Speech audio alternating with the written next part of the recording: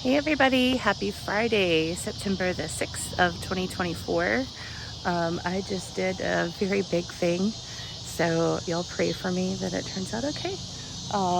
We're trying to do it gradually, but it has to be done to kind of move forward with a lot of the other things. So you saw the siding going up last weekend, and then we got the first part of the bay window, which is just around the corner here. I took a wild guess at the height of the window. I don't hate it. It actually might be, Mom came over today, by the way. It might be a tad bit taller. We're talking like 3 inches taller.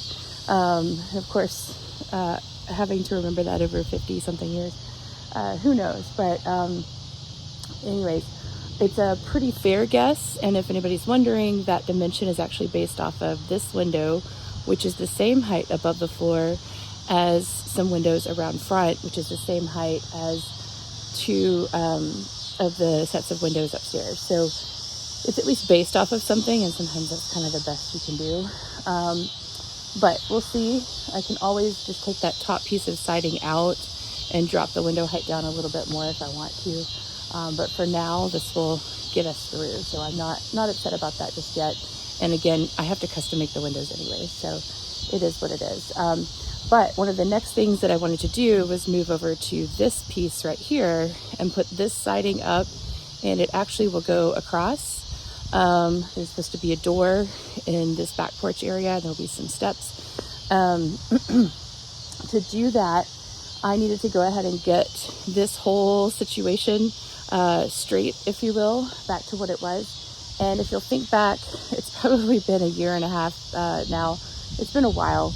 I was actually putting the porch floor back here. I was putting it back in, working my way towards the north side, towards the railroad tracks. And I had to stop because I reached a point where everything was getting all skewed. And that was because this beam that is sitting right here at the corner, so this little bottom beam here, this was basically kind of cocked up. And what they did was, when they enclosed this and they made it a porch, when they made it a closet and laundry room and whatever else they did to it, instead of it being a porch, they needed a level floor. So instead of, which they did in other parts of the house, instead of putting shims in to just put new flooring down, what they ended up doing was they just jacked up this corner of the house. Now, historically, if you look at actually all of the corners of the house, they all kind of dip.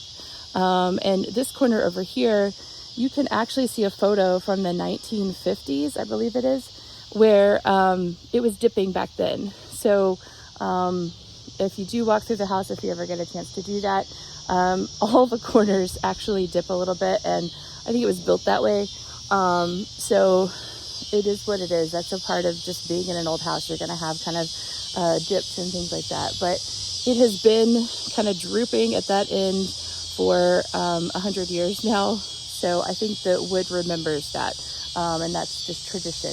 And in the same vein, that's what's going on here. So there's actually a little bit of a gap right now. What I just did was I've moved the jacks out of the way. Well, you can still see one of them is there. So I borrowed one of the jacks from Dad. Thanks, Dad. And I jacked it up just enough to get these pieces that were shimmed up under there out from under.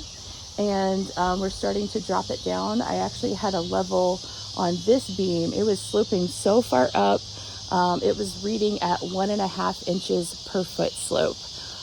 That's actually too much of a slope for a low slope roof. So it was not a good situation. And it actually had opened up a hole. You can still see it. Because they did that and just really didn't change anything above it, there was actually a hole because the roof had started to gap. I don't know if I can point to that from here. I'm going to have to go for quite a bit of a walk. But you see where the intersection of this roof comes down into the other one? If you start to pop that back up, then you've got a big hole in that location. And so that's exactly what happened. That was one of the places we had a roof leak before I bought the house. And there was mold and all kinds of stuff, but I wasn't really worried about it because, again, all of this was going to go back to being a porch. So what I've done is step one of a multi-phase process. We're going to let this sit overnight and it's starting to ease down.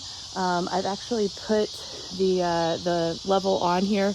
My level's pretty nice, so I actually hit it out of the way, but it will digitally tell me what the slope is.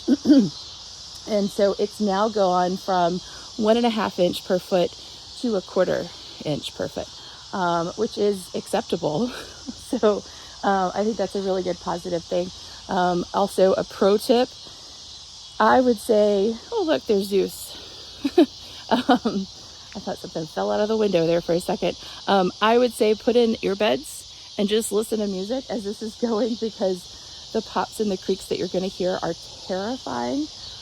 This is one of the things you don't want to get wrong, and you're kind of going to do it like once in a lifetime. So what we're going to do is we're going to let this sit overnight, and then I'll come back in the morning. That piece of wood is going to start to kind of move down just a little bit more, a little bit more. It may always stay this way just a little bit, but it's so much better than it was. I think I can get a floor in there now without just causing everything to go completely awry. And then in the morning, I will look at, kind of assess the situation. We might even wait another week to see what's happening there. But we'll come back and I'll start looking at any other shims that need to come out. If you are eagle-eyed, yes, this one is one of the 3 that I will eventually replace.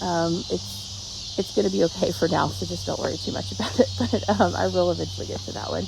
But this was a big deal, because being able to build everything back and close it, get it all water protected, protected from the sun, those were all big things that I really wanted to be able to do. And to be able to put that siding up that I was showing you, I need to go ahead and get some of that dealt with. So this is a very big day. Y'all say a lot of prayers that I don't hear anything bad happening in the middle of the night. Everything just kind of straightens out. We get the least amount of damage. It's a 130-year-old house. We're gonna have some movement there, but hopefully not too terribly much. And I think this is also just demonstrating how much memory your wood can potentially have.